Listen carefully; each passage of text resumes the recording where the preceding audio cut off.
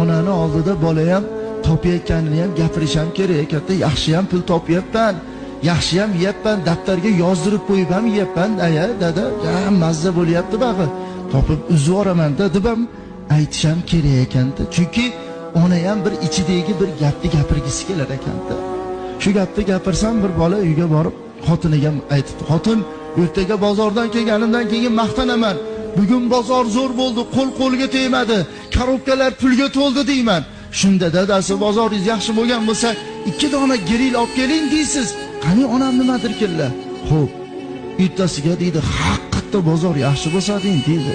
Ertaroq shuni qilmagan ekanman deb uyga kelib xotinga maqtanib, xotin, bunaqa bo'ldi deb desam, xuddi o'rgatilganda dadasi, agar bozoringiz yaxshi bo'lgan bo'lsa, 2 dona gril olib keling dedi. Onamga deb qarasam, ko'zlari yalt qildi-da, o'g'lim, ha, agar bozoringiz yaxshi bo'lgan bo'lsa, biror shiq to'rg'ama shashlik olib keling. Qandaydir tilim yuchiga ta'mi kelib qoluvdi. Tashqariga chiqib dod-deb yig'ladim, qoraka, ha?